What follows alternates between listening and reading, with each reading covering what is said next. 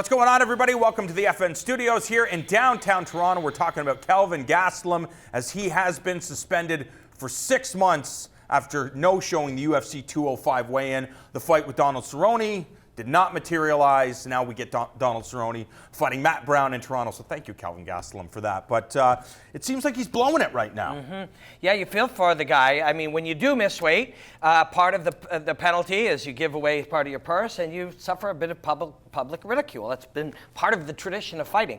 But after that's done, you've paid your penance. Let's let the guy get back to fighting. Now, there's a bit of misinformation. People are like, oh, I got suspended for missing weight. He didn't get suspended for missing weight. He got suspended for no-showing.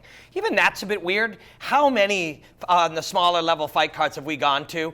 All over Canada and the United States and Europe. People no-show all the time, usually on smaller cards. They don't get suspended. Now, maybe in the rule books and certain commissions that you do get suspended, but it seems a little odd to me. You know, like, what infraction did you actually commit? Who did you harm? Sure. You harmed Cerrone, but he did get paid, and he's going to get paid again in Toronto. He's going to entertain us. But does that matter? What happens if he was? What happens if this wasn't Donald Cerrone? Because Donald Cerrone, I mean, the guy takes a fight 2 weeks after. He'll probably take a fight a month after this fight in Toronto. So yes, you have the luxury of your opponents. Like, that's all right. I get paid and get to fight again. What happens if it's a fighter, say it was George St. Pierre, a guy that's 35 years of age, and it's like, come on, I was getting really prepared for this. You've kind of screwed me. That's why the penalties are there, including people making fun of you or people, you know, the audience pointing fingers. It's always been that way. People sitting at desks calling you names. It's always been that way. But once you've paid it, you've paid it. And that has been the tradition. And this is him missing weight on another occasion. And you really do feel for this kid because he's so talented. And weirdly, he's incredibly driven as well. He's driven to improve. He's driven to get better at his skills. Some of these guys, because they dislike the act of cutting weight, and it sucks. It sucks. It's awful. It's a terrible part of the game. But because they hate the act of cutting weight, they push it off. You know, they just ignore it. You know, they put it in the back of their head. They say, oh, no, it's cool. My weight's good. I'm like only 180. Really, you're 189. You know, they lie to themselves. They procrastinate the game of missing weight. And suddenly they wake up 2 days out and they're like, oh my God, I haven't paid my taxes in 3 years. Well, shit, we'll worry about that next year. And they act that type of reaction. And all of a sudden you got 18 pounds to do. When you finally start doing it, you can't do it. You push it off for so long. Instead of going, I don't got to lose all this right now. I'll lose a pound here and I'll cut my diet there and I'll improve this here and you get yourself closer and closer and closer. It's a long process. And he's bad at it. He's become bad at it, and he has to be good at it. He's only going to fight at 185. He's my height. Mm-hmm. This kid can't fight at 185.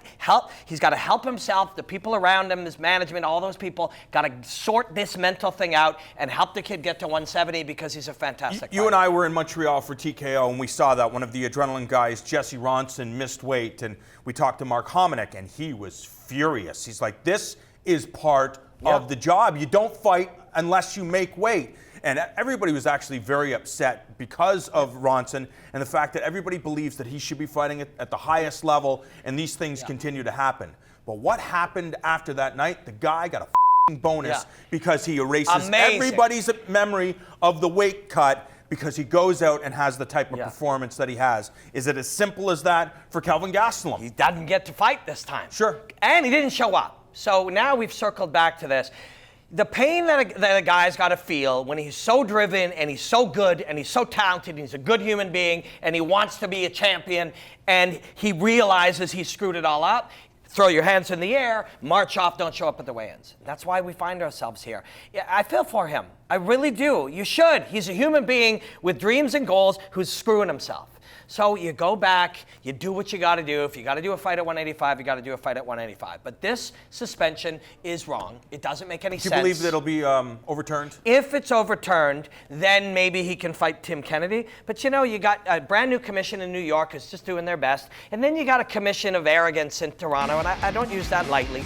And I don't mean to be rude, but they've shown this. This is the reputation that they've built, and every piece of evidence says that the Toronto Commission is arrogant, much like the Las Vegas Commission, throwing out things and flexing their muscles all the time. They're pencil pushers. They're not fight experts. They got to just go and loosen it up a little bit. But even if New York pulls it, I wouldn't be surprised for Toronto to say, no, we're going to honor it. Because I've seen them do that too. Yeah. It's like, no, but it's been lifted. It's like, we don't care that it's been lifted. We're honoring the old thing. They make unreasonable. And I'm not alone. If you feel like it, if this 100%. Is something you're interested in, just go look up the history of the Ontario Commission. And I have nothing against any of them personally. These are just truths. This is just the way it's been up here in Toronto for a long time.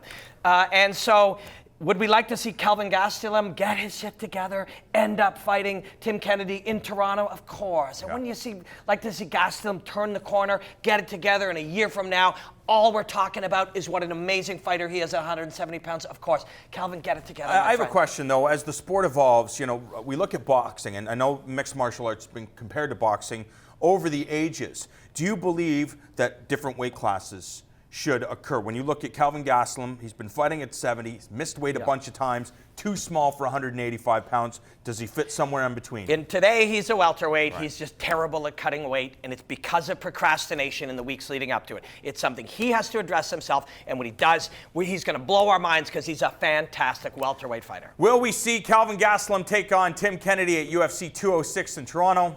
Question mark.